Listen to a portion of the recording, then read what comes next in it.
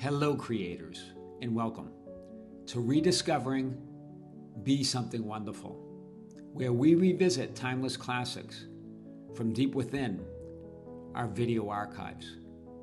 What if the imposter you've been struggling to overcome isn't the confident, successful, fulfilled version of you?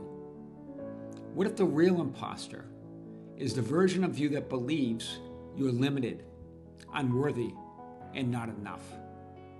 In this video, you'll rediscover why Neville Goddard taught that I am is the only reality, why your imagined end is infinitely more real than the appearances of the physical world, and why the moment you stand firmly in I am, your world has no choice but to reflect your true identity. Because the one who believes you're limited, unworthy, and not enough has never been the real you. The real you has always been I am. Now, let's rediscover the extraordinary simplicity of consciously creating the life of your wildest dreams. Welcome back to Be Something Wonderful. I had a session late yesterday afternoon with a client that said, Tom, you know, I've never felt worthy.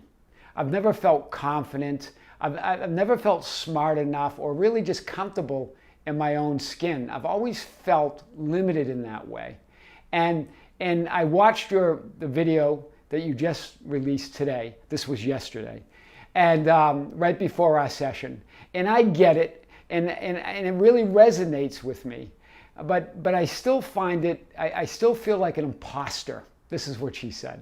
So guys, I want to talk about this today and more. And here's what I said to her. Of course, we talked about yesterday's video, which directly addresses what she believes is her perceived problem. But I went beyond that. And what I said to her, I said, really, an imposter, the imposter is really the 3D you. The 3D you that says you're not worthy is the imposter. The 3D you that says you're weak, that's the imposter. The 3D you that says you're limited in anything, in any way, is the imposter. Right? That's what we're talking about. And then I talked about that movie Solaris again, where that main character says, I remembered her wrong. Right? We're talking about images and memories, how you can create reality by remembering it differently. But here's what I said to her. I go, with her, in her case, I said, you're remembering yourself wrong. Hear this, right? Whenever you're using I am to talk about limitations and things that you believe that they're weak in and that you don't have, you're remembering yourself wrong. You're remembering God wrong. Remember, God's dreaming you, and the dream that God has of you is that I am, that perfection, who you really are. So guys, I want to unpack this today and more. When you resist, reject, deny, and rail against 3D reality, in other words, this 3D you that you believe you are, you're struggling against your very nature. Your very nature is I am. That's your imagination. Your imagination is reality. Your I am is reality. Your desired end is reality. What you want to be, do, or have is reality. You are imagining your 3D reality right now. Right? We think it's so solid. All these things that we think, these conditions, and these thoughts about ourselves, we think they're so solid, right? But you're imagining that. And when you imagine your desired end and wish fulfilled, you assume it's less real and therefore do not perceive it immediately in 3D. So we imagine who we want to be. We imagine our desired end, but we assume that that's less real, somehow less genuine, less solid than the 3D reality. But it's not, especially when you use I am, because I am's the only reality. It's really the 3D reality that's less real. Hear this. So let's really hit this today. Everything you imagine, I am, for example, who do you say you are, right? Who do you say, like Jesus asked his disciples, who do you say I am? Do you remember that question? Who do you say I am, right? Everything you imagine is immediately manifested, created on some plane of reality, including the 3D reality, the less than 0.1% that you perceive right now.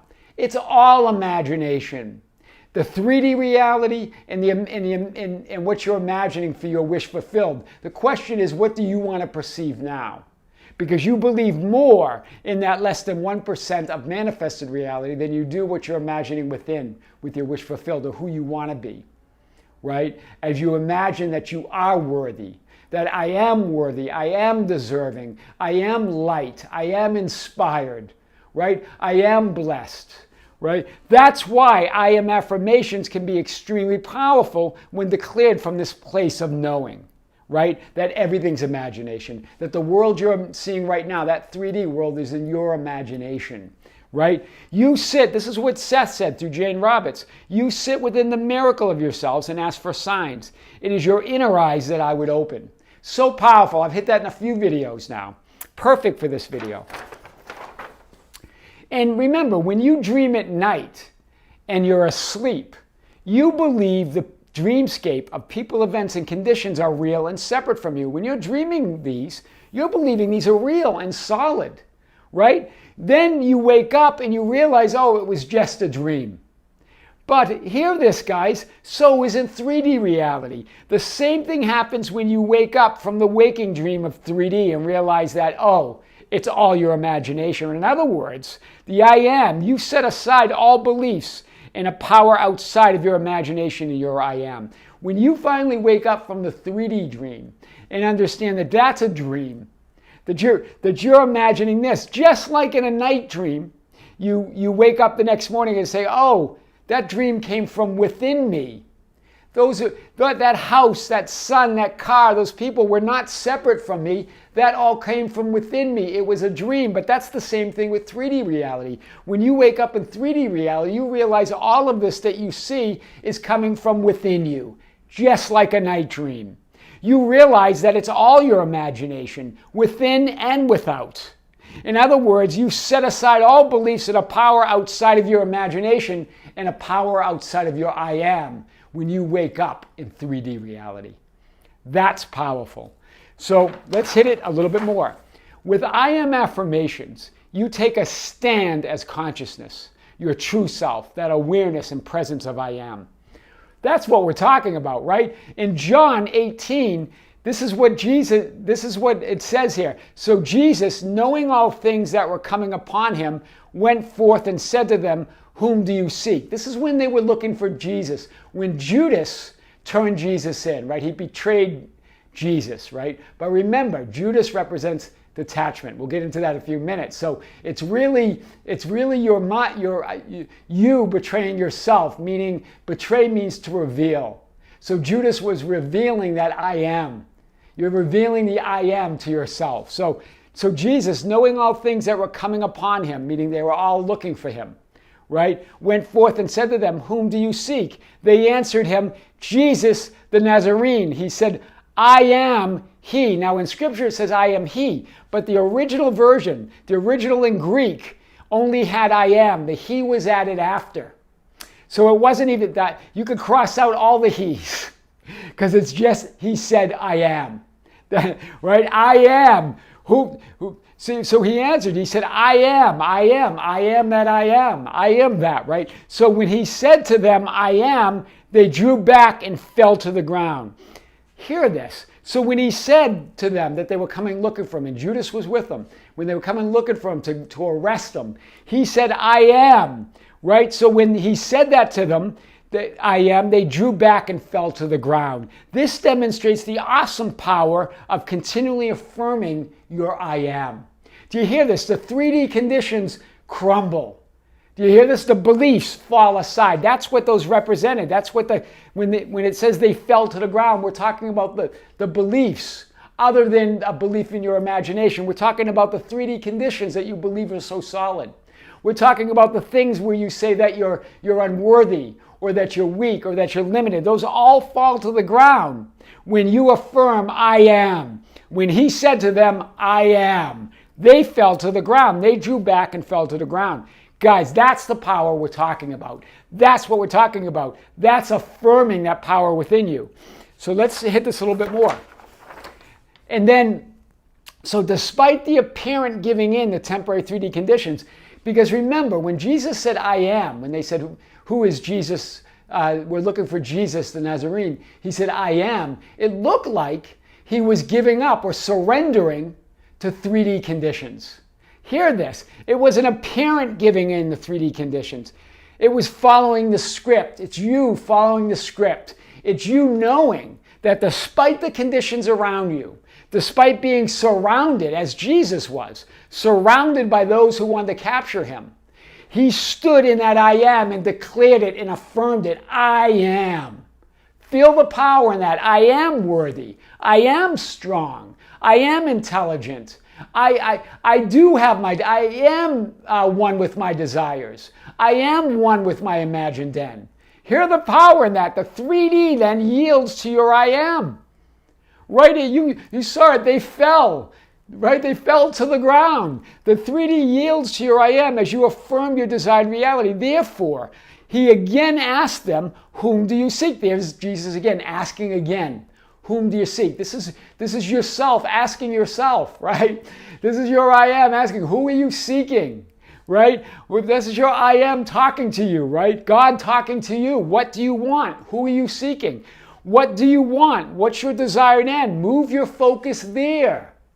Do you see that? Therefore, he again asked them, who do you seek? In John 18:7, he asked again, right? To reaffirm, what do you want? What's your desired end? Move your focus there. Even as he was surrounded and they were closing in. 3D conditions feel like they're closing in. Feels like it's all happening contra to what you want. But I told them that I am. So if you seek me, let those go on their way. Wow, hear this. I told you that I am. Jesus is saying, I told you that I am. I affirm this and I'm affirming it again. So if you seek me, let these go their way. Let what go? Let all the beliefs and another power go. Let all the doubts, the conditions, the things that look like they're contrary to what you want. Let all those go. And then be with your I am. Be with what you're declaring now. Can you see this, guys? I told you that I am. So if you seek me, let these go their way. Let every thought, every feeling, every belief, every assumption, every condition that's contra to your desired end, let that go and stand in your I am. Wow. That comes from a place of knowing. That's powerful. So, let every belief, this is what Neville Goddard says, let every belief of a power out on the outside go, but do not let the belief in your powerful imagination go, for truth is within you.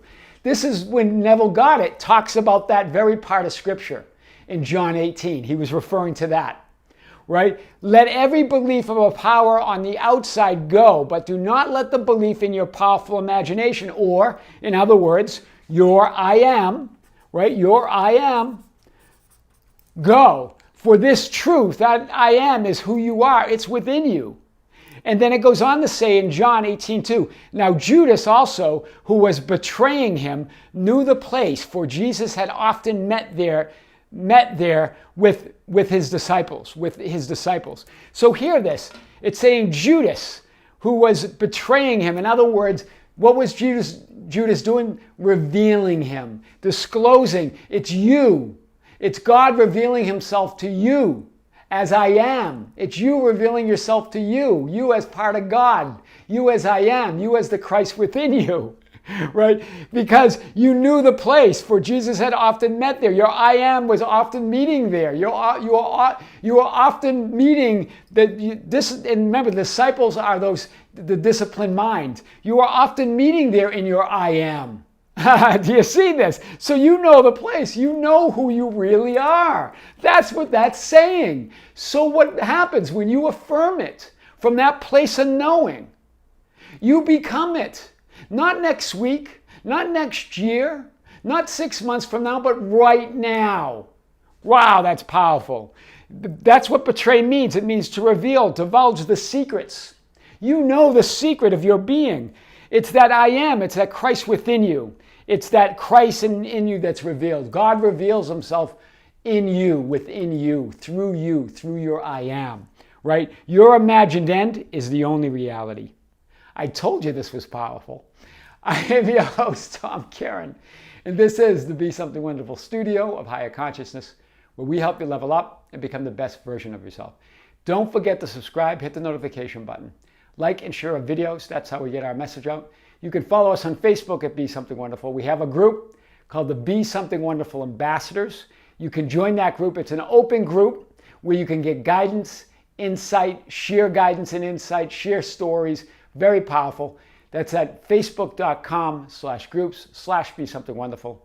You can also join us on Instagram and Twitter at Tom Kearin, or you can just go to our website anytime at tomkearin.com or besomethingwonderful.com, where all that information is there and more.